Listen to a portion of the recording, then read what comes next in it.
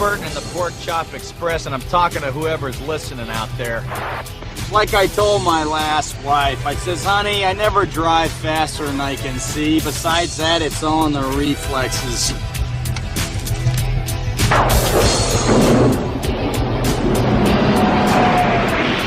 just listen to the old Pork Chop Express and take his advice on a dark and stormy night, all right? When some wild-eyed 8-foot-tall maniac grabs your neck, taps the back of your favorite head up against a barroom wall, and he looks you crooked in the eye and he asks you if you've paid your dues, well, you just stare that big sucker right back in the eye, and you remember what old Jack Burton always says at a time like that. Have you paid your dues, Jack? Yes, sir, the check is in the mail.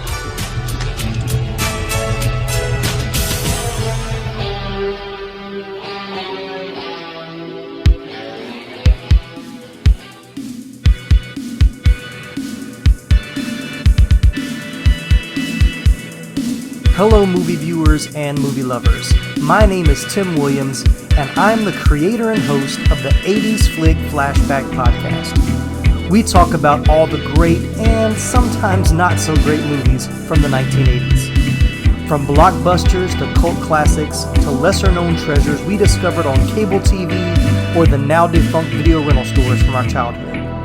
No matter which flick we choose for each episode, we'll have a lot of fun sharing our memories, discussing our favorite scenes, and even learning some behind-the-scenes stories about the cast and crew along the way. So let's jump right into today's episode.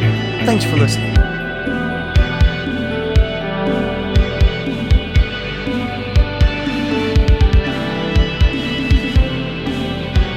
John Carpenter described this 80s flick, which he co-wrote and directed, as an action-adventure comedy, kung fu ghost story monster movie. I can't really add much more of an intro than that. So come aboard the Pork Chop Express as Gerry D and I discuss Big Trouble in Little China from 1986 on this episode of the 80s Flick Flashback Podcast. Hey, we're going to jump right in. This is a great movie. It was so much fun. We both just watched it this afternoon. Please welcome my guest co-host on this episode, Mr. Gerry D from Totally Rad Christmas. What's going on, Gerry? Hey, Tim, what's happening? Yeah, this is a fantastic movie. Yeah, has nothing to do with Christmas, but we're gonna have fun with it anyway. It's just so good. It doesn't matter. This is one of those movies that I'll randomly put on throughout the year just because it's so much fun, and you're just like, or when you're flipping channels and you see it, you got to stop and watch it just because. I mean, Kurt Russell at like peak, Kurt Russell. Yeah, exactly. Peak Kurt Russell. He's got that luscious mane. Oh yeah. Just his hair is just amazing. And then just, I mean, these classic like kung fu fights. Yeah. I mean, like the one where they're flying through the air I'm sure we'll get to it later. Yes. That like was burned into my brain as a kid. I loved it so much. So I love this film. I'm ready to dive right in. Yeah, I've been looking forward to this one for a while. Like I even in like, we're on season 3 now, but even in season 1, I was trying to fit it in at some point. And in season 2, I think I had it on the calendar, and then for some reason it had to get bumped. But I was like, I've got to do it. We're going to do it this time, and we got it done. So let's jump right in. When did you see Big Trouble in Little China for the very first time?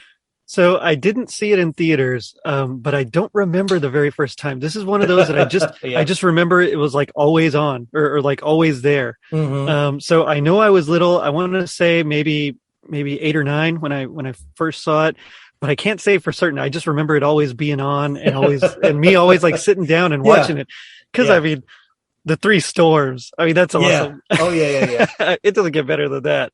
Yeah.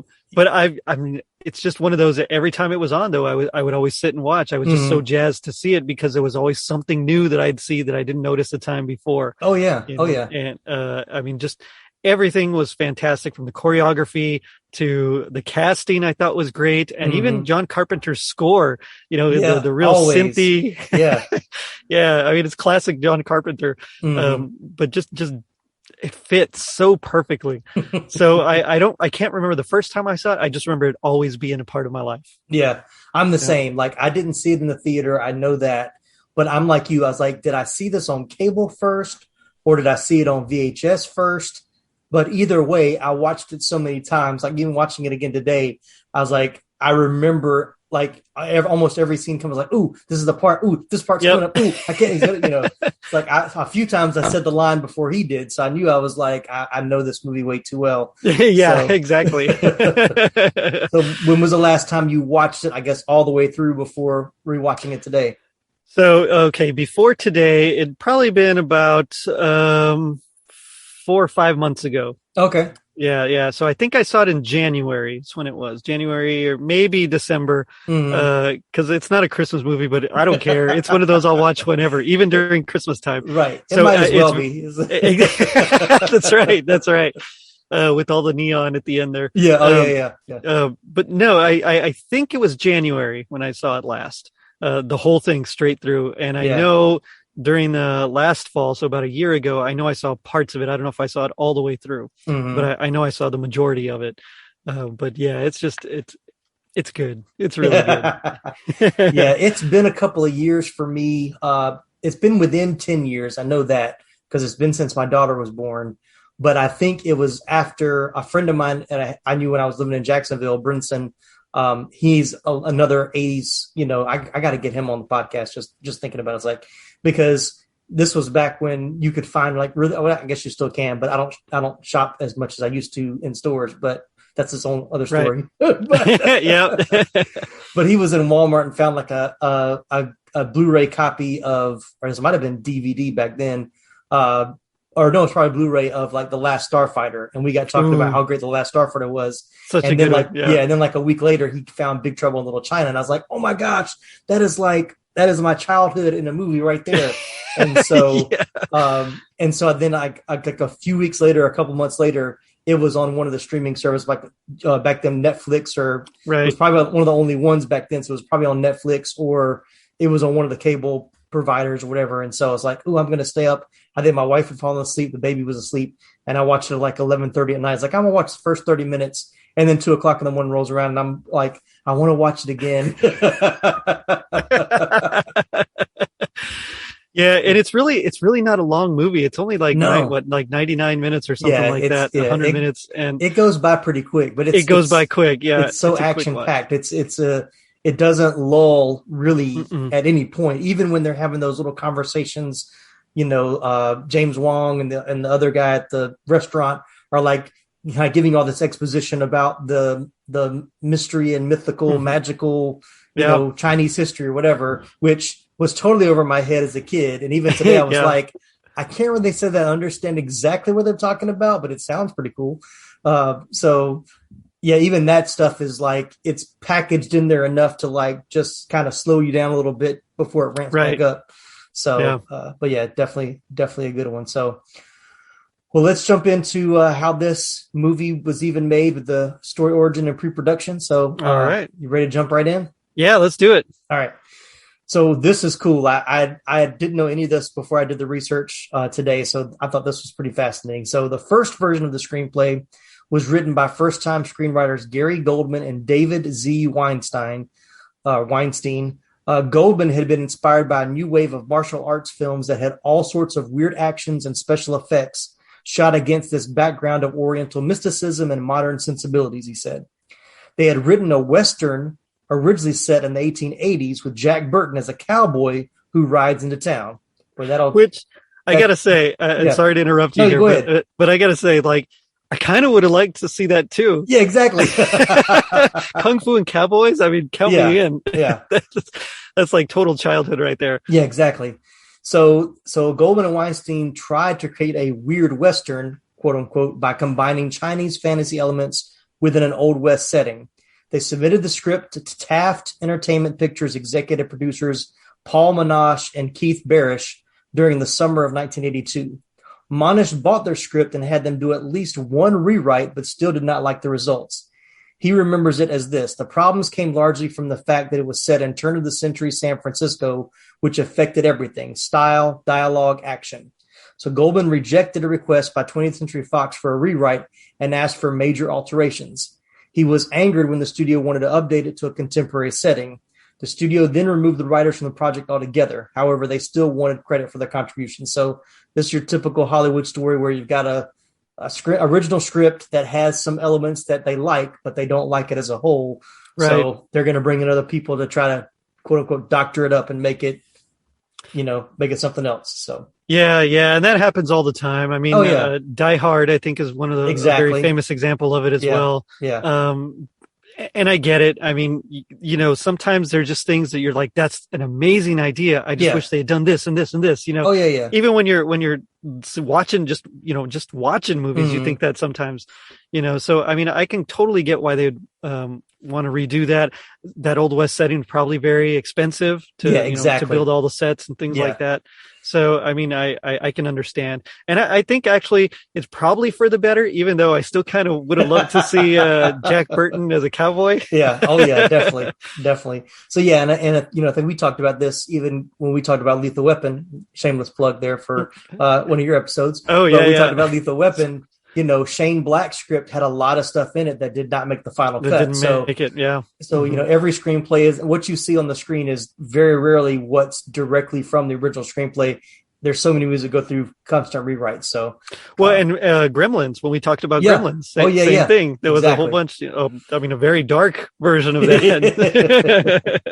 Yeah. And I think you're right. A lot of it comes down to budget. They're looking at dollars and cents. How much is it going to cost to do this? And and especially this time, Westerns were not as popular. When we talked about this in my last episode with Young Guns, where like 85, I think Pale Rider and Silverado came out, which were not big box office, hits. So they had kind of tipped their toe into that, and it didn't pan out. So they probably were not looking to make any kind of Western at that point. So.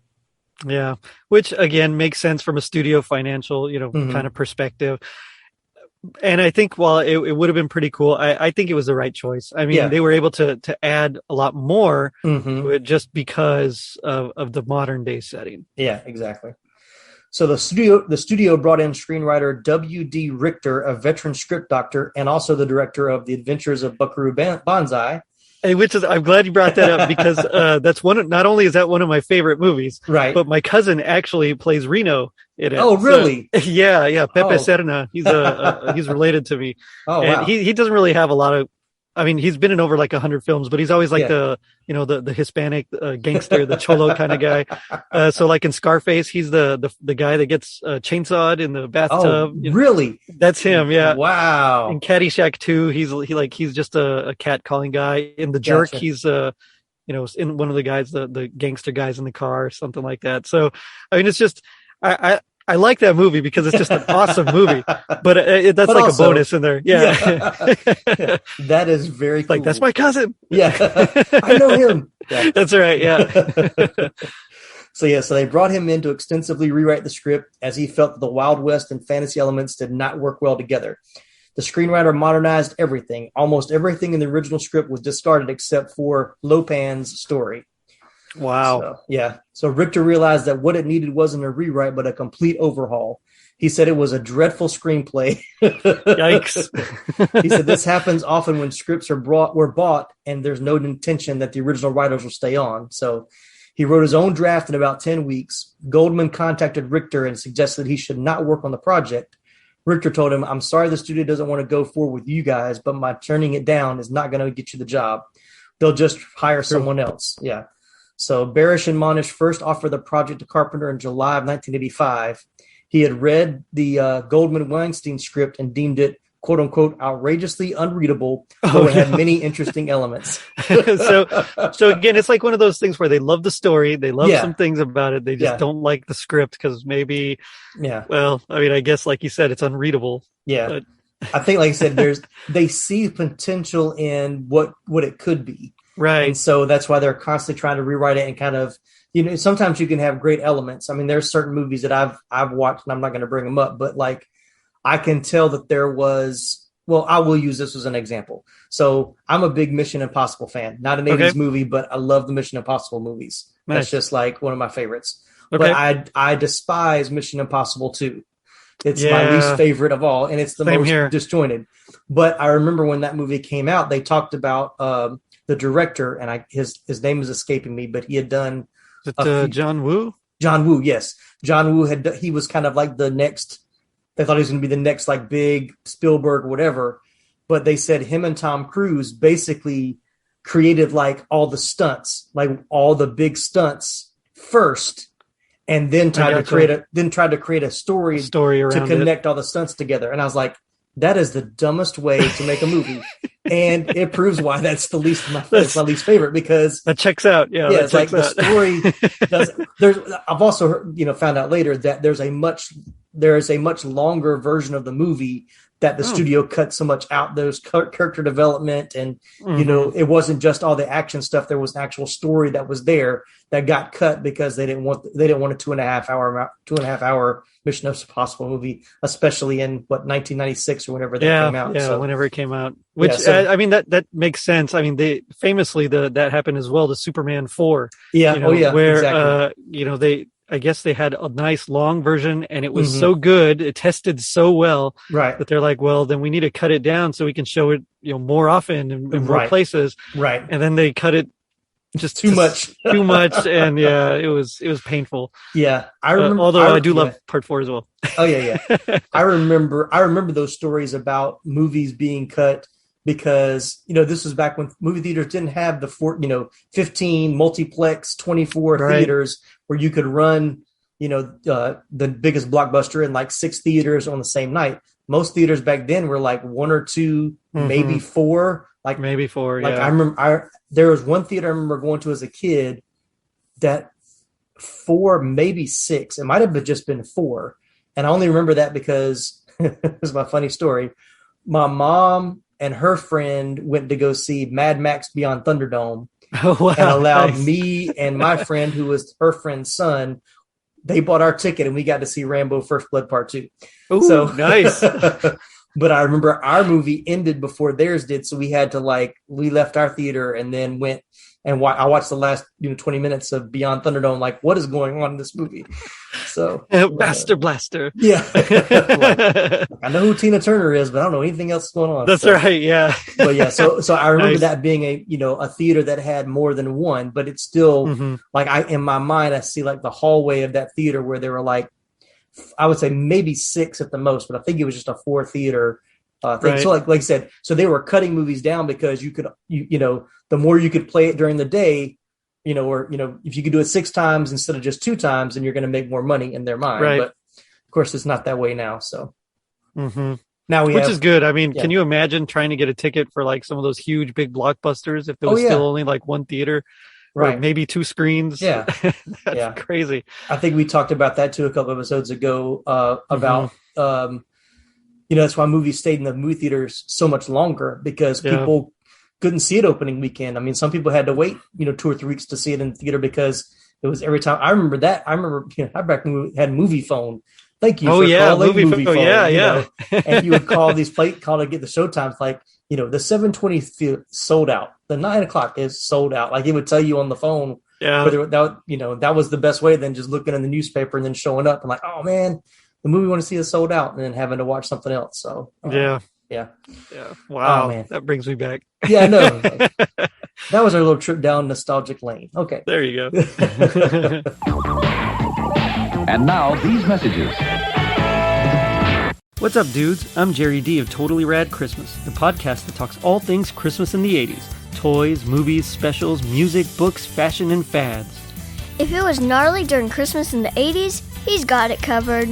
Wait, is there a lot of things to talk about for the 80s and Christmas? Well, you got the movie giants like Christmas Vacation, Scrooged, and A Christmas Story. There are TV specials like Muppet Family Christmas, Claymation Christmas Celebration, and a Garfield Christmas special. Plus classics shown every year. You also jam out to Last Christmas, Do They Know It's Christmas, and Christmas in Hollis. But most of all, it was a time for the most bodacious, best-selling Christmas toys ever, like He-Man, G.I. Joe, Transformers, and Cabbage Patch Kids. Yes, them too. We cover them all, plus much more, including standard segments like Hap Hap Happiest Memory, Gag Me with the Spoon, The Other Half of the Battle, and Chant with the Littles. So tune in to Totally Rad Christmas everywhere you get your podcasts. Turn the clock back and dive into those warm and fuzzy memories. Later, dudes.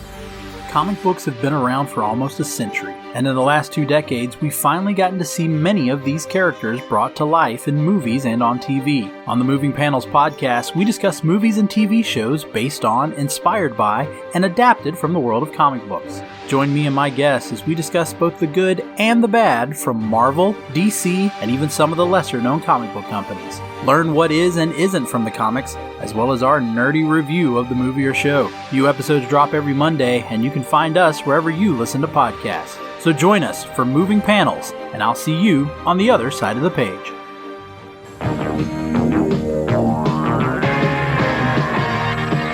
Fox wanted to deny Goldman and Weinstein their writing credits and eliminated their names from the press releases.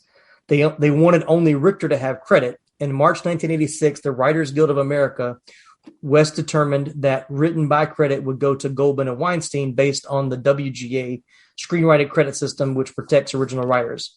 However, Richter did get an adaptation by credit for his work on the script. Director John Carpenter was disappointed that Richter did not get a proper screenwriting credit because of the ruling. Carpenter made his own additions to Richter's rewrites, which included strengthening the Gracie Law role and linking her to Chinatown, removing a few action sequences due to budgetary restrictions, and eliminating material deemed offensive to Chinese Americans. So good for him on that. That's probably a good thing. Yeah. Yeah. So yeah, I know I said in the intro that he co-wrote it, even though he's not listed as a co-writer in the credits. But right. As we'll talk a little bit more too. Yeah, watching the interview with Kurt Russell and John Carpenter, they were talking about while they're making the movie, a lot of the stuff that they ended up in the movie, they improvised as they were filming it. So, and we'll talk more about that a little bit later. We get into scenes, but I thought it was really cool. So he even did some rewrites on the script as well. So it seemed to be a very evolving script even throughout filming. So. Nice. And it works. Whatever they did, whatever magic they had on set that day, I mean, it worked. Oh, yeah. And he was trying to get it done really quick. So I didn't write in the notes, but I'll mention it. So they found out that The Golden Child with Eddie Murphy was being made around the same time. I heard that, yeah. And even though they say they had similar themes, I'm like, yeah, I guess the Chinese mysticism loosely were alike, but they're very different movies. They really are. Yeah. So the studio actually got John Carpenter because they knew he could make a movie very quickly. So he basically had 10 weeks to shoot it because they wanted to have it released in the summer when Golden Child was supposed to be released. Guess what? At Christmas time. Hey, I guess that means it's a Christmas movie, so you should come on and cover it with me. Hey, we'll do it. That one I actually just rewatched like a year or two ago. So. That's so good. Yeah, he was having to make a movie very quickly and had a very short time to do it, but he did a great job. So even with his revisions as he was going. So, but I thought this was cool. Carpenter envisioned the film as an inverse of traditional scenarios in action films, with a Caucasian protagonist helped by minority sidekicks. So that was the typical thing, is that, you know, the white guy, quote unquote, is the hero, the white savior, right? And then you've got your, you know, minority as the sidekick. But in Big Trouble in Little China, Jack Burton, despite his bravado, is constantly portrayed as rather bumbling.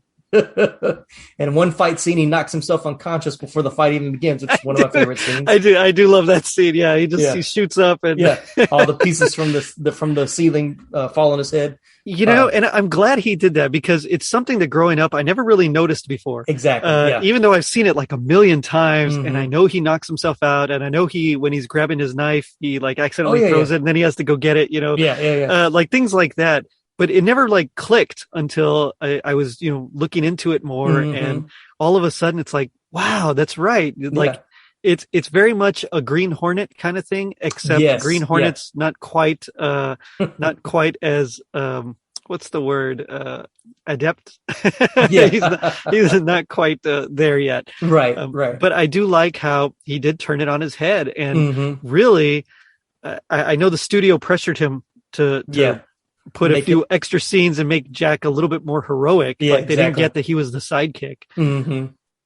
But I'm kind of glad they did that too, because it gives Jack a little bit more credence, you know, a little bit, you can believe him and his bravado a little bit more. Oh yeah. So even though he's still like a sidekick character and he still is kind of bumbling and things like that, he also does some really cool stuff. And Oh yeah. So yeah, exactly what you're just saying. So according to Carpenter, the studio didn't get it because Burton is a sidekick, even though he thinks he's the leading man, which I think is the best way to approach that character for sure. Is like he thinks he's the hero, but he's really not. And so, but yeah. So like you said, they actually asked him to create the prologue scene where Egg Shen and the lawyer talk about Jack Burton to set up him as the hero even before the story begins. So yeah, and Carpenter was not happy about adding that to the movie. So yeah, and I can see that. I mean, sometimes studio interference. Well, no, oftentimes studio interference is just not good. Occasionally, it works out for the better, and you're like, oh, thank goodness for that note. But this, I think, while it works, it still works. I mean, I kind of would like to see his original version of that, just to like compare and contrast. Would it be as powerful? Yeah. Would it make the Asian cast stand out more?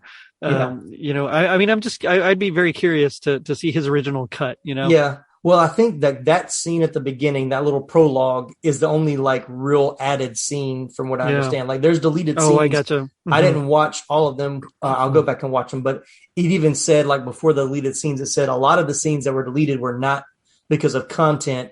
It was more of just kind of shaving for timing, pacing. Oh, I gotcha. Yeah. And then like a few scenes are just different angles, same dialogue, just different shots, different versions of the same scene. So nothing really changed, but what I read was like if you start it when kind of the credits start when you see Jack driving the truck, that's Carpenter's original vision how this movie starts. So the whole thing with Egg and the lawyer in the office, which always felt out of place to me because I remember after seeing it so many times, I'd go back and I'd say, they never go back to that. They don't go back to it at all. Yeah, so it never really gets resolved. But now knowing that they just wanted him to have these lines about, Jack was so great. You don't talk about Jack Burton because he's a hero. He did all this stuff. And like, it's like, well, did he?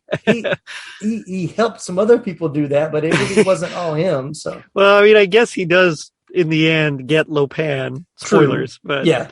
But he doesn't really do a whole lot other than that. Yeah.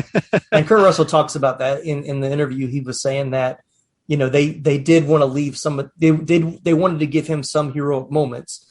But he was like, but really, he said 80% of the time I'm, completely out of the loop of what's going on. And going back to that scene where he shoots the gun and it knocks him out. He said that was an idea that him and Carpenter came up with on the spot because they were like, they had all this action going on with the guys fighting. And like, what's Jack going to do? And it's like, well, we can't add any more choreography. We don't want you to have you see fights. Like, well, he was like, what if I just get knocked out by something? It's like, oh, well, you do shoot the gun up. And so they kind of constructed that scene. And he said it was all really to say, oh, that's great. You be unconscious for 5 minutes. Give us more time for the martial arts that people really want to see. And then when you come up, you think you're still in the battle or whatever. So then they came up with the idea of the knife with the soldier that he falls on. He can't get up. He said all that was to just keep Burton get him out of the way, out of the way, so all the other really cool fighting scenes can be done. Which I was like, that is so smart. That is it really is smart. It's super super smart. I mean, what a great way to, because not only does it build to Jack's character, it's like it adds to his development of him, his characterization of him being like the not quite or I should say the out of his depth kind of character. Yeah, but it also is a practical solution. So I mean, you got to love John Carpenter because he's really able to get in that guerrilla style filmmaking and really make it work. It's just very adaptable. And I mean, you see that in especially Halloween, things like that. Yeah. But that was a great solution for sure. Because I mean, I didn't even notice as a kid, No, yeah, exactly. Like, oh wow, he's just having trouble with this guy, But that was one of my favorite scenes as a kid. I was like, oh man, that was, it's like that would totally happen to me. It's like if I was fighting somebody, some big guy's gonna follow me and I can't get up. So that's exactly right. Yeah. So last little bit for the pre-production. So this was the last studio film that Carpenter worked on at the end of the 80s due to various problems he experienced during the production of the film with then studio head Lawrence Gordon, who constantly interfered with the film up until its release date. His two follow-ups, Prince of Darkness in 1987 and They Live in 1988, were made independently with Alive Films without any studio interference and distributed by Universal Pictures. So, oh wow. Yeah, They Live is still a good favorite of mine. I've seen that one recently. I don't really know Prince of Darkness very well, and it's going to come up again a little bit later when we get into casting. But I haven't seen. I don't really know Prince of Darkness either. They Live it's been decades since I've seen. Oh that yeah. It's been quite a long time. It doesn't hold up as well as I'd like it to. Like the memory of it is better. We'll hit that one eventually. I've already Laramie, who's another guest co-host. He just bought the DVD or the Blu-ray a couple months ago, and he texted me the picture. He's like, "Whenever you want to record it, I'm in." Like, okay, we'll get to it. So. Yeah. The Thing. And that's one I haven't seen. Like me and actually Laramie and I have talked about that one a lot. So I'm gonna watch that one I think this week because I found it. It's on one of my streaming packages right now. So I'm like, oh, I can see it at least for the next. I'm on like a little trial.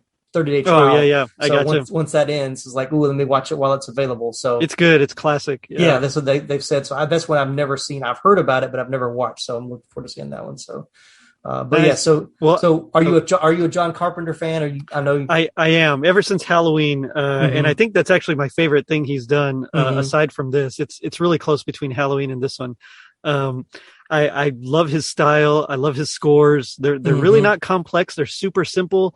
But occasionally he does have like one or two complex elements in it. Yeah. So, most of the time, I mean, you think about Halloween, it's really, a lot of it is just, bump, that kind of thing as Michael's walking, aside from the main theme, or it's just like a lot of synth pads, where they're just like holding the, the chord or whatever, the note for like a while.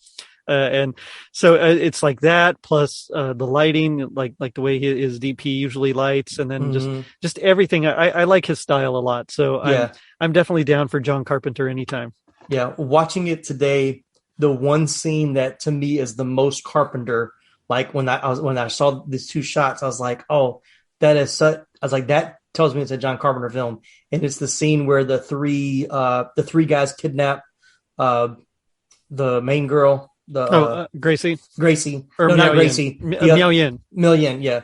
And you see them driving the Corvette, and it's like the close-up shot, and it's the music too, and then it cuts the shot of her in the back seat, and just how she's laying there, and it's like just that. I don't know how it's shot. I was like, that is so John Carpenter right there. Just those two quick scenes. Yeah. They're like tight shots, and how the camera is angled. I'm like, that is so John Carpenter. Nice. Yeah. So I've become a fan of his. I didn't see Halloween until recently, and that's another story for another time. Gotcha. But I remember this is the one I probably remember the most. I saw They Live as a preteen when it came out on video, and I liked that one for a long time. I just recently, in the last couple of years, watched Escape from New York, which I thought was pretty cool. I mean, that's a good one. Yeah. So, you're not missing much if you skip Escape from LA, though. Yeah. I think I started that one. I was like, I can't do this one. Yeah, it's not great. It's not great at all. Yeah. So, I mean, especially when you realize that it came out the same year as like Jurassic Park, and then you look at some of the effects, and you're just like, okay, forget it. Yeah, I forgot that he made Starman with Jeff Bridges right before this as well. Which I realized he did that. Yeah, and I didn't. That's one that I remember coming on. I remember seeing the commercials for that coming on cable when I was little, but I never watched it, and I can't. Or maybe I did. I saw it one time, and I just didn't get it as much as everybody else did. Yeah. So that's when I keep saying I'm going to go back and watch, because I remember people talk about how great that movie was when I was younger. So I remember my parents really liking it, and I remember being disappointed because when I heard the name Starman, I thought it was going to be like a cool superhero thing. Yeah. And it wasn't. Yeah, I think it's probably the same thing. Like after E.T., and I was expecting that kind of like adventure kind of a story, and it really wasn't. And so it was much more of a drama, which is probably why we as kids were like, nah, I'll see. No thanks. One. Yeah, exactly. Where's the action? Yeah. Give me kung fu fights with swords while they're flying through the air. Exactly. All right, well, let's talk about casting. So, all right.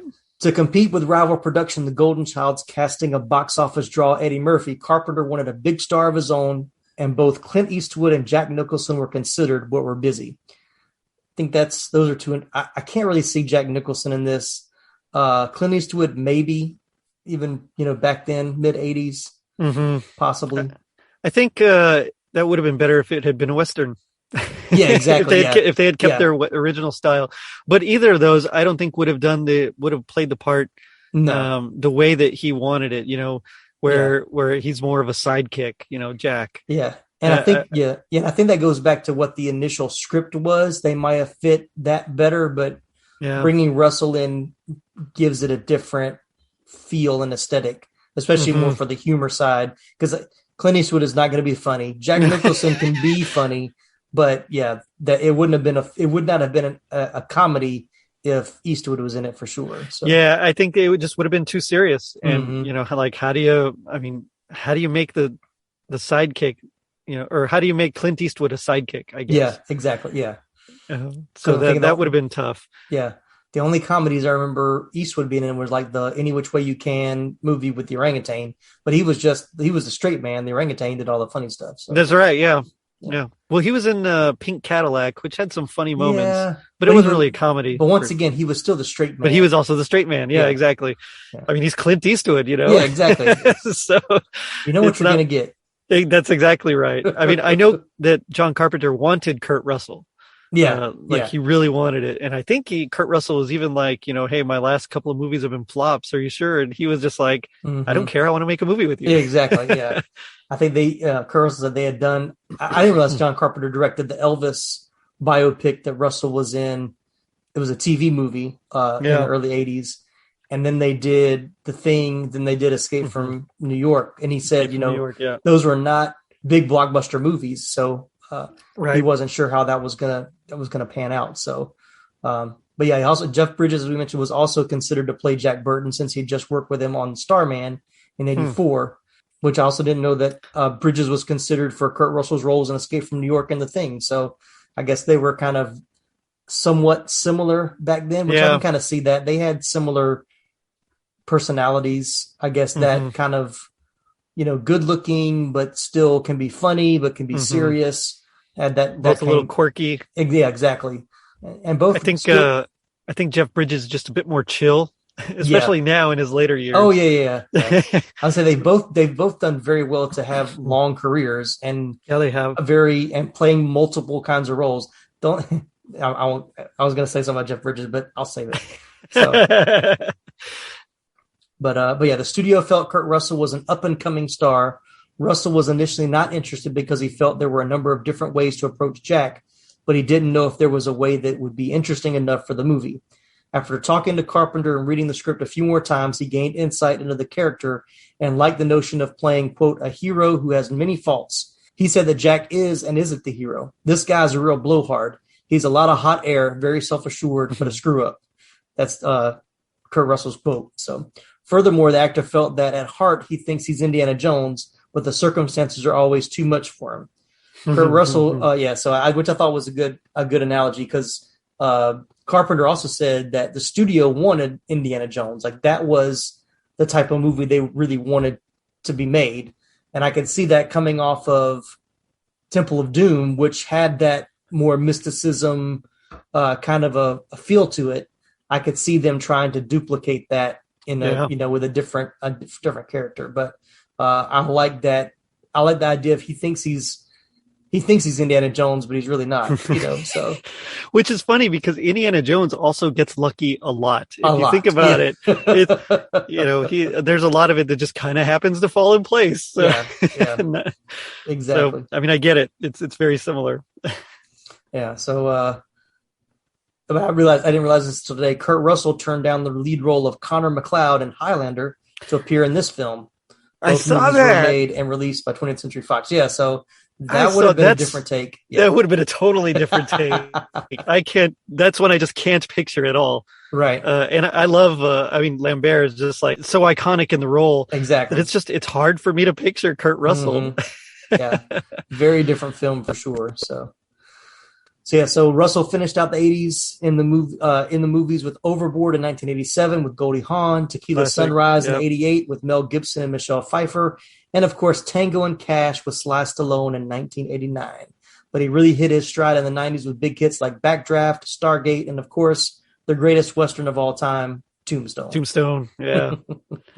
So do you Stargate's actually very underrated. Yes. I saw it the other day and I was like, you know what? This is actually a pretty good movie. That was one that I remember seeing. Like I didn't have a lot of high expectations going into it, but I loved it. I thought it was so cool and such an interesting concept, and was completely blown away by it. That's one I have not watched in a long time. I would love to watch that one again. I think when it became a TV show, it lost some of its luster to me. Yeah, so same here. And I never watched the show. Yeah, but I didn't either. I think I watched like the first episode or two, and I was like, it's too corny for me. So I like the movie better. So you got you have a favorite Kurt Russell movie? Oof. I think it depends on the genre, because I have a very, very soft spot for Overboard. Yep. Yeah. Well, I won't say why on the air, but okay. I do have a soft spot for that one. But there's just so many good ones. It's hard to choose because, this one's great, but the thing is like so good. But I think if I had to pick overall, like in general, it'd probably be this one. Okay. Honestly. Yeah. This is by far my favorite of his in the 80s. I think overall favorite, Tombstone's going to win. Like you said, the two totally different characters. And Kurt Russell's one of those actors, too, that when I kind of dig through his filmography, I forget how many things he was in. Yeah. And I think it's because I think he's played some characters similar, but there's some movies like you forget that's Kurt Russell. Like I rewatched Captain Ron, which Kurt Russell. I forgot that was him. Yeah. I watched that a year or so ago, just because it's like I remember seeing that and like just laughing hysterically, and it's still funny, but he is hilarious in that. Like that's probably that's probably my favorite of his comedic roles, because he's totally different than what you'd expect. And I think when I was doing my research, he said that, or somebody had said that Kurt Russell has said that his favorite role he's ever played was Captain Ron, but Jack Burton was a very close second. So I was like, oh, that's pretty cool. Yeah. Captain Ron. I forgot about that one. It's definitely been since I think I saw it when it came out, and I loved it. And then I just didn't see it again. And yeah. It's a very forgettable movie, because it's like cotton candy. It's like, it's good. You enjoy it when you have it, and then you forget that you had it, 5 minutes later, because it doesn't sustain you at all. It's just, it just tastes good. Yeah. It just tastes good. And that's what Captain Ron is. It's just one of those movies, like, it was a summer movie, I think. I went with a bunch of friends to see it at the theater. We laughed, had a good time. By the time it came out on video, I was like, you know what? If I don't see it again, I'll be okay. But I really enjoyed it the first time. All right, so moving right along. John Carpenter had seen Dennis Dunn in Year of the Dragon and liked his work in that film.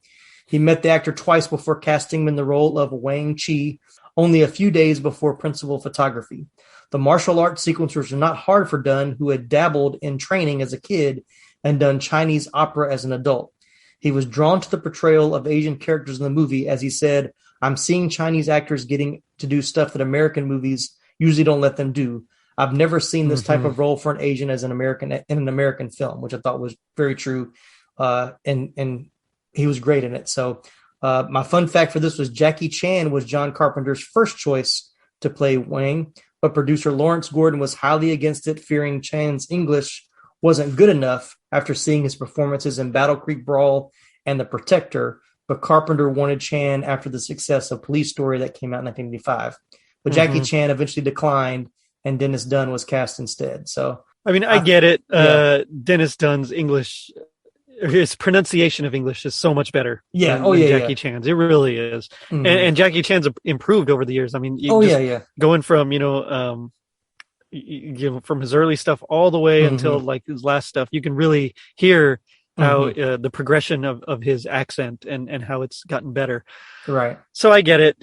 But I mean, in the end, he didn't want to do it anyway. He passed. Yeah. So he said, I read something else where he wanted to focus.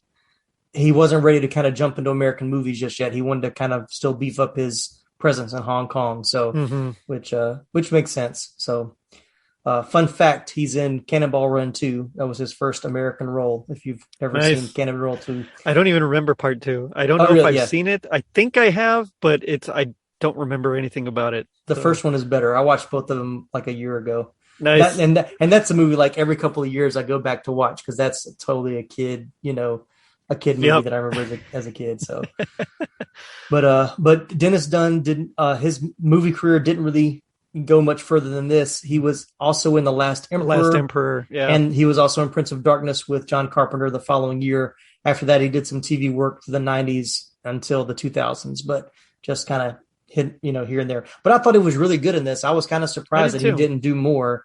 I thought he was very good in this role. My favorite scene, or a non-action scene in that, is when they're having the bet, and he's like, nothing or double.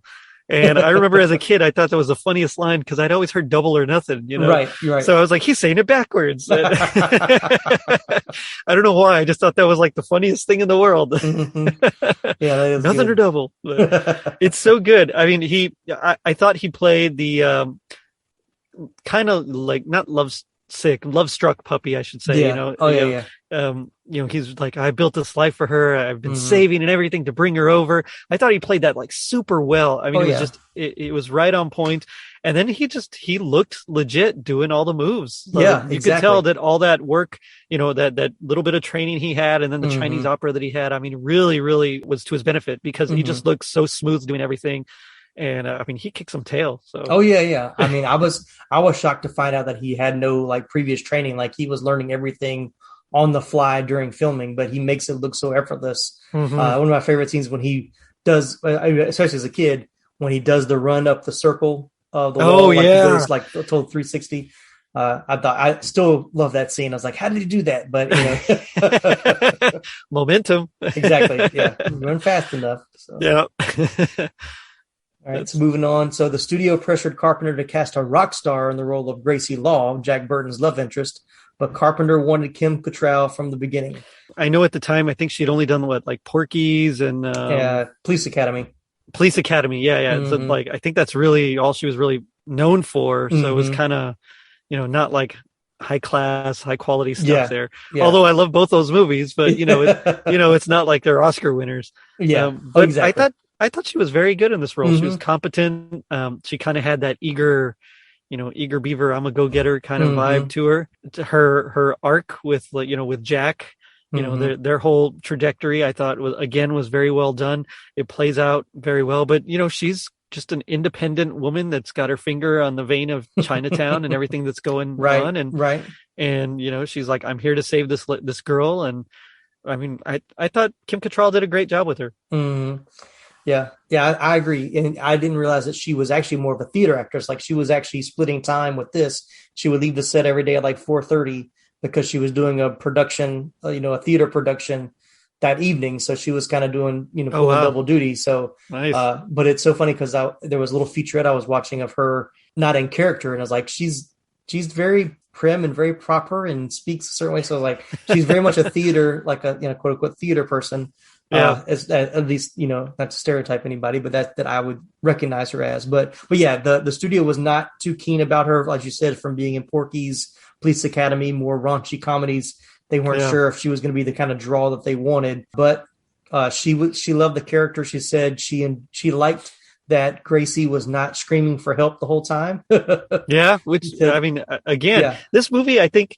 In the 80s, it's actually kind of really progressive if you think about it. It's really ahead of its time. Like if you were to show it now, I think in a lot of ways it would still hold up as far as PC culture. And I don't get all that into all that. But I mean, I think it would hold up very well. Yeah, she said she saw Gracie as the brains to Jack's brawn. Definitely, which I thought which once again is a good dynamic. And you got to credit Carpenter for that because he beefed up her role. And I'm sure in the initial, she probably was that damsel in distress, quote unquote, archetype that we see used so much. So I did like that she had a presence and she had her own character and was, independent and didn't need Jack. Yeah, she was very capable. Yeah, very capable. So, but yeah, of course, she had her breakout role the following year in Mannequin with Andrew McCarthy. After that, she tackled more serious roles in movies like Masquerade and Midnight Crossing in 1988, but failed to have a real box office hit. She worked steadily in film and TV until she was cast in the HBO series Sex and the City in 1998, which is what she's probably most known for now. But she'll always be Mannequin. Mannequin was the first thing I think I saw her in. I probably saw this after Mannequin to come out. So, but yeah, she'll always be the Mannequin for me. I wasn't a watcher of Sex and the City, so I know nothing about her character in that. So yeah, I saw a little bit and I was like, meh, it's not really for me. But I mean, the crazy thing is most people know her from that. Right, exactly. I mean that blew up her career for real, because Mannequin is, even though we loved as a kid, is not stood the test of time in the annals of film. No. I'd still love it, but yeah, it definitely. Yeah. It's one of those movies I'll put on to like fall asleep to now. Yeah. Right. Yeah. That one in Short Circuit. And Short Circuit, yeah. Yeah. No disassemble. But... And now these messages.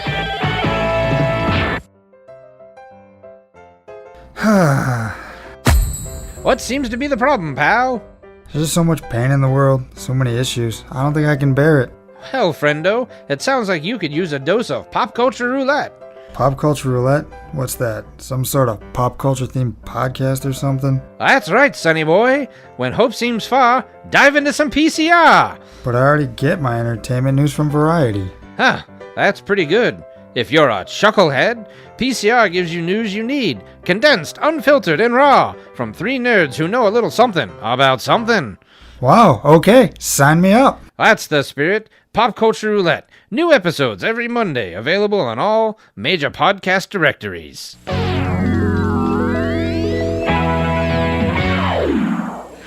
All right, so wrap this up. Got two more there, and I'm not going to cover everybody, but I do want to mention these two. So James Hong as David Lopan. Classic. Hong has over 400 acting credits across film and TV, which is outrageous. But he is a face that I was like, but I've seen him in so many different things, big and small. So he had some of his memorable roles were in The Golden Child the same year, which is amazing because that was the film they were trying to beat out. He was in. He was also in Tango and Cash with Kurt Russell. I remember him in an episode of Seinfeld in 1991, and of course, he was the voice of Mr. Ping in the Kung Fu Panda movies. Panda, yep. I heard John Carpenter was saying that James Hong is hilarious. That he was actually a stand-up comic in like the 30s and 40s in Hong Kong. Was he really? So, yes, I was like, that's awesome, fascinating. I love that. That might be my favorite little trivia bit that I got out of this one. I thought that was phenomenal. So that's so cool. Yeah, I didn't know that. Well, I know he plays Tia Carrera, Cassandra's dad in Wayne's World 2. Yes, that's right. And they have like their little kung fu bit. Mm-hmm. Yeah. He's like, let's do this in subtitles or something. Let's do this dubbed instead of subtitles. I remember that. Oh man, that's a deep cut. Wayne's World 2. Oh gosh, I haven't seen that in a long time. So, all right. So Victor Wong, one of my favorite, as Egg Shin. Victor was also in The Golden Child and Prince of Darkness with James Hong. He is also remembered for his role in Tremors, one of my favorites from 1990. I just watched that a couple months ago. Tremors is good. Yeah. The Joy Luck Cub in 1993, and he was in the Three Ninjas trilogy in the 90s as Grandpa. So. He was, wasn't he? Yeah. Yeah. I forgot about that one. That's one that I'd completely forgotten about. Yeah. So that's it for casting. There was other people that I didn't cover because they didn't really have much that they had done since then. So, but I think that covers the majority of it. So I think that's the main guys. Yeah. Yep. So, are you ready to jump into favorite scenes, iconic scenes? Yeah. All right. So, what for you when you close your eyes and think of Big Trouble in Little China? What's the first scene that pops in your head?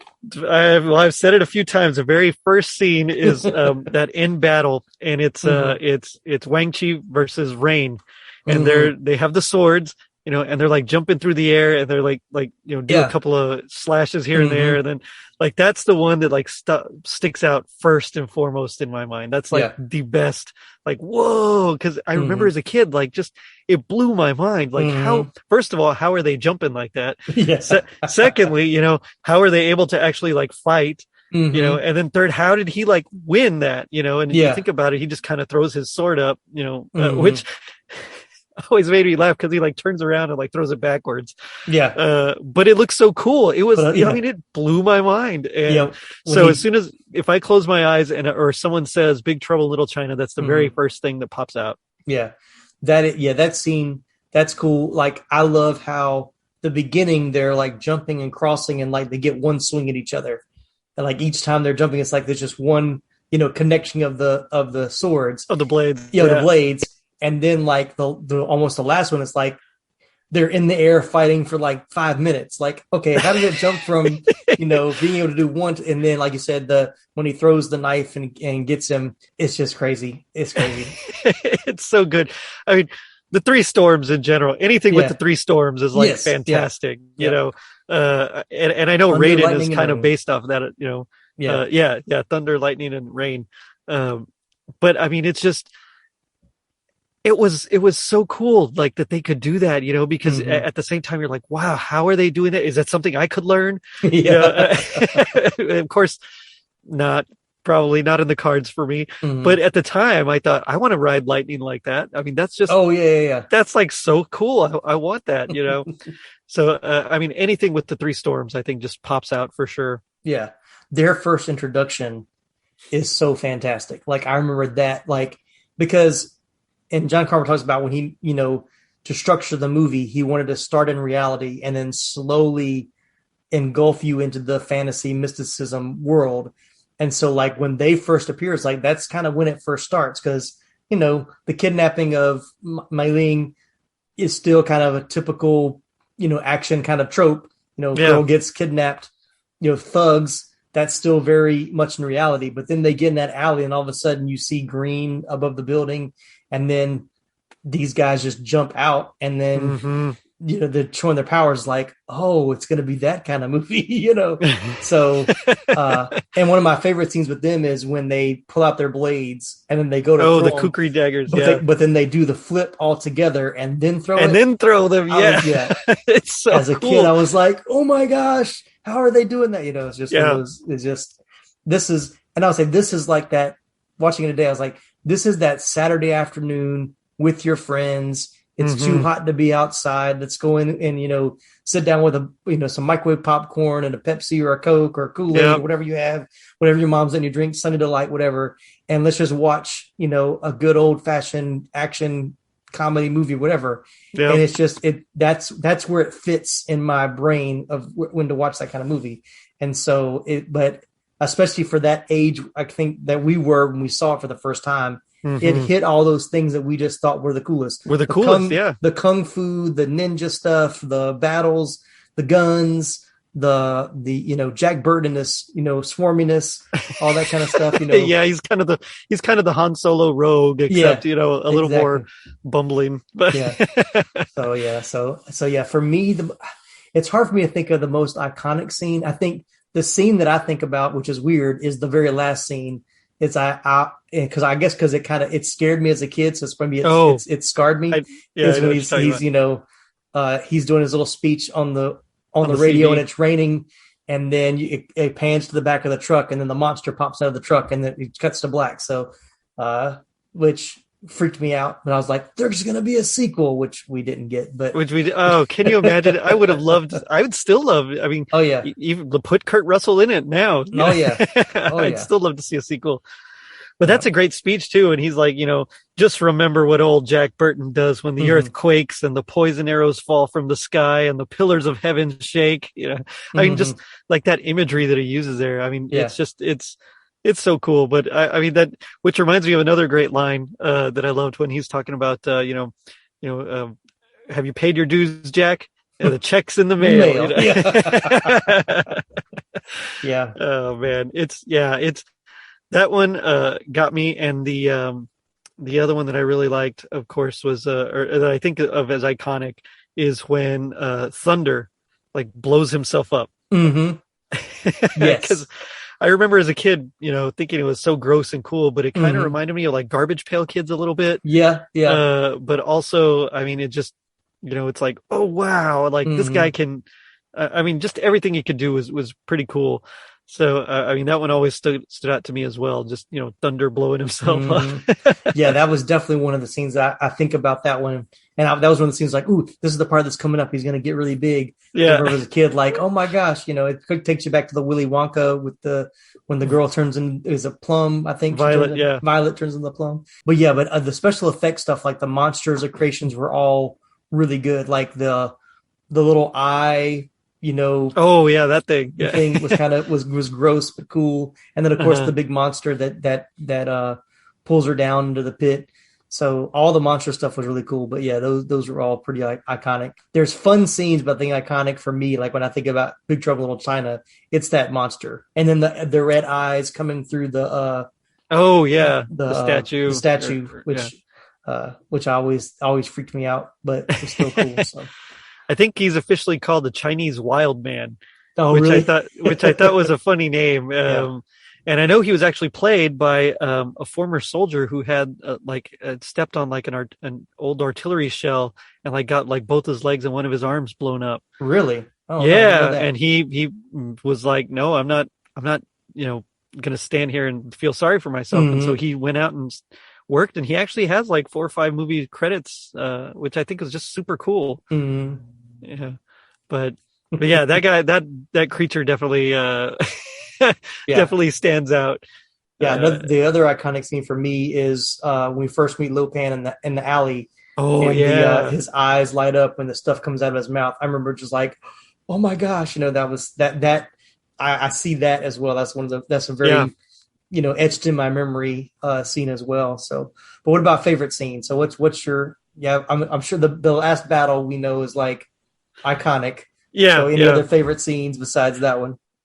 Well, of course, when Jack kills Lo Pan is always cool. But I know I like reflexes. I think one of my favorite scenes is Thunder is like kind of messing with him, and Jack kind of falls back into that wheelchair. Yes. And he starts like sliding down the ramp, and he manages to kind of stop himself before he falls into like the well. Yeah. I mean, it's so funny. The look on his face, Kurt Russell does. I mean, he captures that. It's so great. So I think that's one of my favorites. That one, and the when they're in the alley and they're you mentioned the Lo Pan and his eyes and everything, but then they like manage to escape, and they use like just a puddle of water to like splash his face. And I remember even as a kid thinking like, oh, that's pretty dirty. Like, like don't put that in your eyes, man. That's not helping. Yeah. No, there's like so many great ones it's hard to like pick just a favorite because they're all so good. Yeah. So of course the nothing or double scene is fantastic. I love that one. And it just, I know. Okay.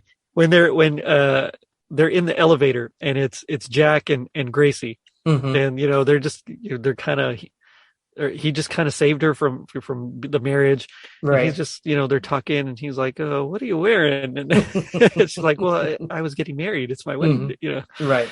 And like, he just can't control himself around her. And I always just thought that was kind of cute and very playful. And like, you can tell like he's into her, but also, it's just, I think she even says something like, oh, I can't believe I'm doing this or something like that. I mean, it's just, I always thought their interplay at that point was just really, really nice. Yeah. Oh yeah. So interesting note about that scene. That's the scene with the lipstick when he comes back out with the lipstick. He comes out with the lipstick. Yeah. So that was another improvised scene that Kurt Russell and Carpenter came up together. And Russell was telling the story. He said, we'd just done the scene where she kisses, and Carpenter sent like, okay, makeup, come fix, take the stuff off his lips. And he says they were taking it off. He was like, wait, if we just kissed and I come out of this elevator, there's still going to be lipstick on my face. Yeah. And he was telling Carpenter, he's like, but I can play it where I don't know what's on my face and it'll be even funnier. He's like, yeah, do that. And so then they had to they did the scene of him coming out with on his face. And of course they had to figure out a way to wipe it off. But he said that was just one of those things where we were just trying to have fun. We were just trying to make it as fun of a movie as possible. And I was like, that is fantastic, because I thought that was something that was in the original script. That was like a bit that was well thought of. And it's like, no, just something you came up on the spot. So, which again adds to his character, his characterization. It's like he is like this guy that he doesn't realize everything that's going on around him. he's not as self-aware as you think he would be. No, not so savvy sometimes. So, but you did take my favorite scene. My favorite scene is that's okay. my favorite scene is the wheelchair scene with him falling in the back. And once again, that's probably another iconic scene. And him trying to, which I thought was cool that I was reading that he did not fall backwards. Like that scene it was level. It was all about how they angled the camera. Nice. So he was actually being pulled by a pulley, and they angled the camera to make it look like he was going downhill to pull him through. So I thought that probably was really a lot cool. safer that way. Oh yeah. But that's one of those things where like after that, whenever I'd see a wheelchair, I'd be like, ooh, let me not be near a hill, because if I go backwards, I'll never be able to stop myself. That's one of my favorite scenes. And even that scene that leads up to that with them getting out of the wheelchairs, and Jack tells the back, goes, make one move, and he does one move, and Jack is like completely yeah. He just like tosses him back. So like he was nothing. I love how he jumps on again, and he's like, all right, let's try this again. Yeah, exactly. So, man. So yes, I love it. So a lot of the lines were great. The comedy is what I love. One of my favorite, and it's not even a line, but it still makes me laugh, is when Jack is hitting on Gracie at the airport. Yeah, he looks back at Wang Chi, and she gives him a look like, how's it going? And he gives him like, I got this handled. And as Gracie's leaving, he turns and faces the old lady, and you see his face change like really fast. And then you see she start laughing. I was like, that is a great bit. That is a great comedy bit that they just played really well. So I thought that was fantastic. So it is. It's a really good bit. Yeah. Oh man. Well, let's hit a little bit of trivia. We may think about some other scenes as we're going through this, but I realized this today as the movie started, and I don't know why I'd never thought about this before, because the one thing about this movie is Jack Burton's voice and how he talks. And I was like, man, it's so iconic. And today I was like, you know what? It's not that iconic. He's just trying to sound like John Wayne. And then I found out that that's exactly what he was doing. He based Jack Burton on John Wayne and Jack Nicholson. He tried to kind of combine those two together. But also found out in Escape from New York, he was basing Snake Plissken on Clint Eastwood. Yeah. Snake Plissken was definitely like the man with no name. I mean, and that's, you can tell straight up. So I think Kurt Russell like really excels when he has like someone to base some things off of. Yeah. I mean, that's definitely in his wheelhouse. And it's just like, you think about this one, Escape from New York, I mean, it's just, those are iconic roles. And when you think about like how he played it, it's like, well, that makes sense. And I mean, just whenever he has to base something on someone else, I think he really knocks it out of the park. Because in some of his other ones, like Used Cars or whatever, I mean, they're not really, I mean, they're, you don't remember them, but these ones you remember. And so I think he did a fantastic job there. Yeah. Yeah, I agree. And I thought that was funny about the Clint Eastwood, there's the line that Egg, when he hands him the Magnum, he said, here, use this, make you feel like Dirty Harry. And, that was a nice little nod to him because they wanted Clint Eastwood for the role originally. And then that he based his character. So, and I think I would talk about Kurt Russell, one of my favorite Kurt Russell movies. And it's not well beloved by a lot of people, but it's an underrated classic for me. Best of Times with him and Robin Williams is one of my favorite football movies. Have you ever seen it? I don't think I've ever seen that one. Yeah. I think look it up. And I actually tell you, and anybody else listening too. So if you go to Vudu, which is now co-owned with Fandango, it's like you can buy movies. They have free movies. You can stream it there with commercials. But I remember going to see that in like a little dollar theater with my family. Nice. But it's so funny, and it's a sports movie. So basically, like Kurt Russell and Robin Williams were like high school friends on a high school football team, and Robin Williams, and his name is Jack in this movie, he's obsessed because in like this big playoff game against their rival, Kurt Russell threw him the ball and he dropped it in the end zone. Oh, so no. Now it's like 20 years later and he's still haunted by was not able to catch the ball. Oh, no. So he decides that he's going to get the team back together and they're going to play against the team they played 20 years ago. And it's so funny. But like Kirk Cameron is in it as like Kurt Russell's son. Who else is in it? There's I don't recall this at all. Yeah, I'll have it was not a hit movie. Like it made like zero money, and most people think it's like one of the worst movies ever made. But I love it. It's one of I will watch it every year around this time, like before football season starts kicking off. So check it out. The Best of Times. All Kurt right. Russell, underrated performance. So I'll check it out for all sure. And all of his Kurt Russellness. So that was one of the bombs that he decided he was thinking, maybe I shouldn't be in this movie for Big Trouble in Little China, because I think it came out in 85. So it was a little before this one. So right. Back to our trivia. So the brides of Lopan must have green eyes, yet Kim Cattrall and Susie Pye, who played Ming Lee, both have brown eyes. They wore green contacts for the movie. This is very obvious in the high definition version, which I noticed watching the Blu-ray today. I was like, their eyes don't look as green as I remembered. So something in how they translated the colors for the high definition didn't get the green as clean as it was back in the good old days. Oh, I gotcha. So I know you mentioned Used Cars earlier, one of Kurt Russell's first movie roles. In the scene where Kurt Russell's attempting to infiltrate the brothel, he's wearing the same outfit that he wore in Used Cars. Wow.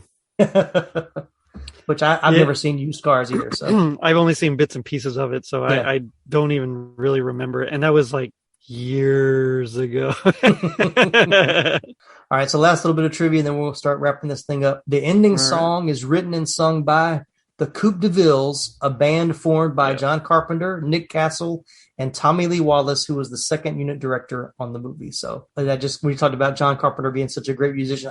I think that's one that definitely sets him apart as a director, to know that he will direct a movie, write a movie, direct a movie, and then go back and post-production and write the score for a movie. It's just like crazy ridiculous, crazy talented. So well, and isn't Nick Castle, wasn't he he was the Shape, wasn't he? He played Michael Myers. Originally, yep. Yeah, exactly. Mm-hmm. So, and I think he was in the interview I was watching with him today, he was saying that, he made a comment, he's like, oh yeah, and the guys in my band did the song. He said, well, actually it wasn't my band. He said, we were just a band of guys that I was in film school with. So nice. So that's kind of how he recognizes them. I remember when the credits rolled and the song came in as a kid, I was like, they actually made a song called Big Trouble in Little China. Wow. And it's a pretty fun song, actually. Oh, yeah, it is. Big Trouble. Mm-hmm. So it wasn't China. Yeah. It wasn't a radio hit, but it was still a fun one. So. No, it's definitely a fun song. All right, let's move on to box office and critical reception. Unless you got any other scenes you want to talk about? Anything stick out? I mean, I like when Egg Shen is just telling him all the stuff, or they're going underground. He's talking about, Lopan and all that, and then he's like, black blood of the earth. He's like, you mean oil? He's like, no, I mean black blood of the earth. That always made me laugh. Mm-hmm. But I liked learning some of that, that mythological kind of mysticism thing. Mm-hmm. It was just, it was fun, and I just enjoyed it. It was exposition without it being like bogged down with too much, I think. Oh yeah. Which you mentioned earlier, it was just, it was like they just kind of peppered it in just right. Mm-hmm. But I did always like that part. And then, of course, after they drink the potion and they're all just like, I feel pretty good. Yeah, me too. You're kind of invincible. Yeah. Which he uses on Gracie when they're in the elevator. He's like, yeah, I took the stuff before we started. I can see things, He does indeed use it on her. Yep. I can do things other people can't do or something. Right. Yeah. So that was great. I like that. Yeah. I mean, I love the movie as a whole. It's this is one of those that it's so hard to like pick favorites, because the whole thing just from beginning to end is so fun. Oh yeah, definitely. All right, well, let's talk about box office critical reception. So John Carpenter and Kurt Russell explained on the audio commentary that the test screenings were so overwhelmingly positive that both of them expected it to be a big hit. However, 20th Century Fox put little into promoting the movie, and it ended up being a box office bomb. In addition, the film was released in the midst of the hype for Aliens, which was released 16 days afterwards. However, it went on to be a huge cult hit through home video.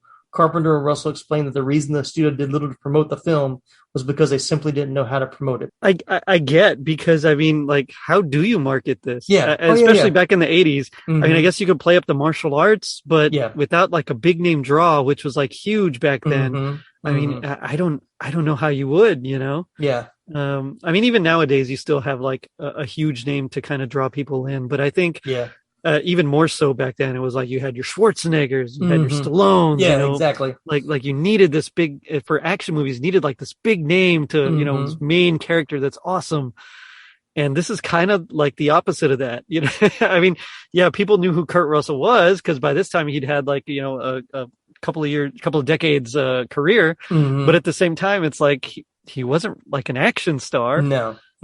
So, I mean, I get it and why they would have problems with it, but it's kind of a shame because I think it could have been like a huge hit for them, even though later on it was like a big cult hit, you know, exactly. and did really well, like on home video release. But I mean, it's just, that's one of those like, what could have been, you know? Yeah. Cause even I went back and watched like the original movie trailer and I was like, yeah, they didn't do a good job of even explaining what the movie was about. They didn't know how to describe it. They showed great scenes from the movie, but it's out of context and without knowing kind of what's happening. I wish it would have had the kind of promotion like we talked about with Gremlins, where you don't show too much. Like, you know, we're going to tell you a story about Chinese mysticism and, you know, you're going to see, you know, kind of let them know what they're going to kind of get into, but show more of the first part of the movie. That's the action without all the mysticism, and let that be a surprise. I think that would have, you know, that would have worked better. But you know, that was a perfect world. And you're right. I think that's actually the smartest way to go is to kind of show like maybe some of the kung fu fights just real quick, or just even if you just want to focus on some of Jack Burton's bravado, you know, kind of a thing. I think that, you know, sell it as like a fun comedy with just a bit of action or something. I think that would have been the right way to go. Just, you know, kind of hide what it's really all about. But, you know, just like plant a little seed here and there. And then, yeah. And I say test audiences loved it because they didn't know what they were seeing. They hadn't seen a trailer. So they were following the story with fresh, no preconceived notion or no expectations of what they're going to see. They're seeing it fresh. So. Yeah, so it opened in 1,000 theaters on July 2nd, 1986. Wow. It grossed $2.7 million its opening weekend. It came in number 12. It was the last of all the new releases for that weekend. It went on to gross $11.1 million in North America, well below its estimated budget of $19 to $25 million. So, yeah, so it was not a big hit, but we still love it. So. So Rotten Tomatoes has it at 75% on the tomato meter with an 82% audience score. IMDb has it at 7.3 out of 10 with a 53 on Metacritic. So I think we're both going to agree that all of these are too low for this movie. I completely agree. It should be much, much higher. Yeah. It's just fun. Although, I mean, I get the Rotten Tomatoes one because, you know, that's just like out of 100 people, you know, what 75% will like it. I get that. I mean, I know some people, my wife included, that probably wouldn't enjoy it. So I guess that kind of makes sense. But as far as like quality, I mean, this needs to be like an A+. This needs to be, you know, right up there. I mean, it's so good, so funny, so well done. And I think the only downside to it is maybe the effects weren't as good as they could have been. I know John Carpenter kind of had a little issue with some of the effects. He wasn't company. happy. Yeah. But other than that, I mean, I think in general, it plays so well and it's so funny and so fun and so, I mean, cool. Like there's just legit cool scenes, you know, where they're fighting. So I don't know. I definitely think that those scores are way too low. Yeah. I think accepting it for seeing it for what it is, that it doesn't take itself too seriously. It is a comedy. It is fantasy. So just kind of get lost in it. Just enjoy the ride. And I think that's what I love about it. And so, you know, especially then the critics were definitely much more favorable to more quote unquote artistic expressions than just a good feel good popcorn flick, which we said that, you know, this is that Saturday afternoon, you know, summertime or wintertime, just hanging with your friends and watching something. In that aspect, it's like a perfect movie for me. I can't really think of anything that I don't like about it. Even some of the effects I thought held up pretty well. Are you kidding? Lightning's whole everything about him is just like perfect. I mean, especially as a kid watching it, but even now, I just watched it, you know, we just watched it a couple of hours ago and I still thought the lightning looked very well done. I mean, everything, especially like his whole movements, he created that and you could tell they really matched it to all his motions and movements, and I thought it was just amazingly well done with that. So I agree that it holds up. It really holds up. Yeah, it's so cool. Yeah. All right, sorry, I know I keep saying that, but no, you're good. I can't emphasize how cool this movie is. Like, go watch this movie, guys. It's amazing. Right. But yeah, so we won't talk much about sequels because there hasn't been one, but there has been talk of a reboot for several years, and Dwayne "The Rock" Johnson has been in talks to be in a reboot, and it was big news a couple of years ago, and people were like, "Do not do this, don't touch Big Trouble in Little China." And I like The Rock. I think him and Kurt Russell, especially this version of Kurt Russell, share some of that same swagger and charisma, and just that love to see him on screen. But he just recently did an interview, The Rock did, and talking about upcoming projects, like, hey, is it still going to happen? And he said they're still working on it, and I think originally he wanted John Carpenter involved. But John Carpenter said, I want nothing to do with rebooting this at all. Which I think is a smart move on Carpenter's part. So, but I think the last news, and this could be breaking news for those listening to the podcast, is that it's not going to be a reboot, that Dwayne Johnson's trying to get it to be more of like they did with Jumanji, where it's paying homage to the original, but kind of telling a new story. So seeing it that way, I'm like, I could see that. If you're not going to don't try to recreate what was there, but if you could take the elements that made it fun and made it enjoyable and kind of put it in today's context and, do something fresh and exciting with it, it could work. And maybe that's why they haven't done it yet, because they haven't found a way to make that work yet. So, and, Dwayne Johnson doesn't make too many bad movies, especially, they may not be the best acted movies, or they may not make the most sense or be the most logical, but they're still fun and entertaining. And that's, I'll looking at you, Skyscraper. Yeah, exactly. Which my wife and I love. I do too. It's just a dumb fun movie, but it really doesn't make sense at all. But I know exactly what you mean. And I think if they go that route, I think you're exactly right. I think you hit the nail on the head there. They need to go that Jumanji route. If they try to remake it, fans will revolt. If they try to continue it, I think fans will revolt. But if it's like a quasi continuation, I think it would just play so much better. Like maybe, I don't even know how. I'm not going to pitch anything here. I was thinking about it, but no, I'm not going to do that. No. But I know there's got to be a way to keep it going and still capture that spirit. And if they can get Kurt Russell involved in any way, exactly, just like any little small cameo, something, anything, that would be definitely cool, a plus. But I would love to see The Rock in a some sort of quasi continuation of it for sure. Yeah, I agree. All right, man. Well, let's wrap this thing up. We've spent a lot of time talking about this movie for good reason, because it's so much fun. So much fun. Thank you so much, Gerry, for being a part. So most people that listen to the podcast know about Totally Rad Christmas, but give us a little bit of insight of what you got going on with your episodes coming up.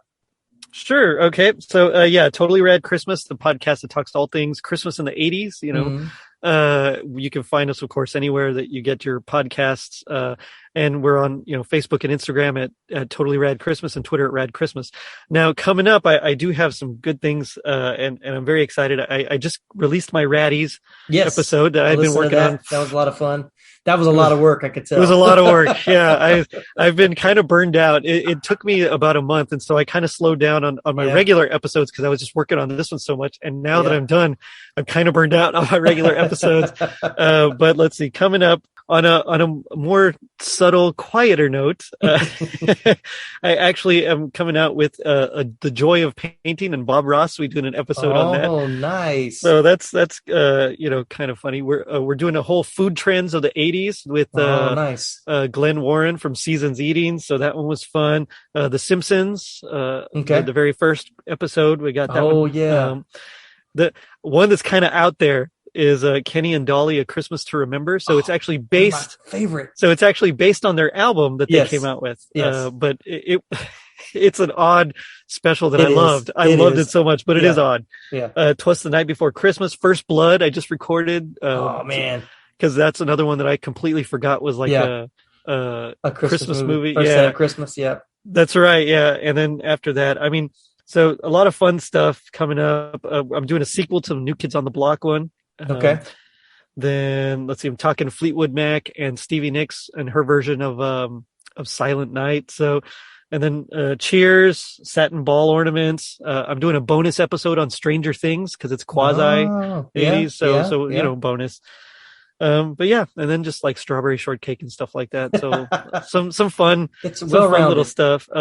My favorite one that I think coming up is all about Pizza Hut, where we're going to be talking about some of the 80s Pizza Hut commercials, and then just nice, how awesome it was to just go to Pizza Hut, back in the day, Yes, that was, I wouldn't say it was fine dining, but that was the family place to go, to take the family to Pizza Hut. So yep. Dom would be proud. The jukebox and the Pac-Man, that was the first place that I remember seeing the arcade where you sat down. It was like a table. Yeah, same here. People across from each other. Those are good episodes. Looking for Kenny and Dolly, I'm definitely listening to. I mean, I listen to all of them, but Kenny and Dolly I'm going to listen to, and Pizza Hut for sure. So, but yeah, Kenny and Dolly, that's dear to my heart. That's my mom's favorite, nice. Christmas specials. But I'm like you. I have the album. I've listened to the album for years. And I tried to find this TV special online, and I think I finally found it like a year ago. Yeah. And I watched it. I was like, yeah, this did not hold up very well. It's really weird, but I really liked it. There's like a charm to it. And exactly. I mean, it's Kenny special. And Dolly. You can't, you can't be mad at Kenny and Dolly. You can't. No, you have to enjoy it because they're so good at what they do, really. Exactly. Yeah. So. They're islands in the stream. So. Oh, I see what you did there. All right. Thanks, Gerry, for being a part. And thanks everybody for listening. Go ahead. Thanks for having me. Yeah, man. I had a lot of fun. It was so good. For sure. Got to have you back on. Yeah, man. It's always fun talking with you. Always. Well, I have you back again. Go back and check out our Kremlins episode from last season and Lethal Weapon episode on Totally Rad Christmas. All right, we've had a lot of fun on this one. Thanks, Gerry. Thanks, everybody, for listening. And we'll see you guys next time. Thanks again for listening to this episode of the 80s Flick Flashback Podcast. If you'd like to continue the conversation, we have a few ways for you to do just that. One way is to send us an email to movieviewspodcast@gmail.com. You can also leave us a voice message through the Anchor app. You can find the link to leave a voice message in our episode show notes. Another way to reach us is through our social media pages. Search for 80s Flick Flashback on Facebook, Instagram, and Twitter. If you're listening to us on Apple Podcasts, be sure to give us a 5-star rating along with a stellar written review. And don't forget to follow us on Apple and Spotify as well. No matter which podcasting platform you're listening to us on, be sure to read the episode show notes to find more fun facts and behind-the-scenes trivia we just weren't able to fit into today's episode. Well, that's all for now. Join us again next time for another 80s Flick Flashback.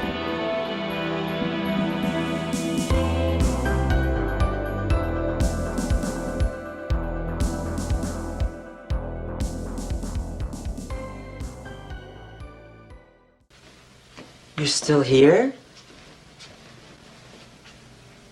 It's over. Go home. Go.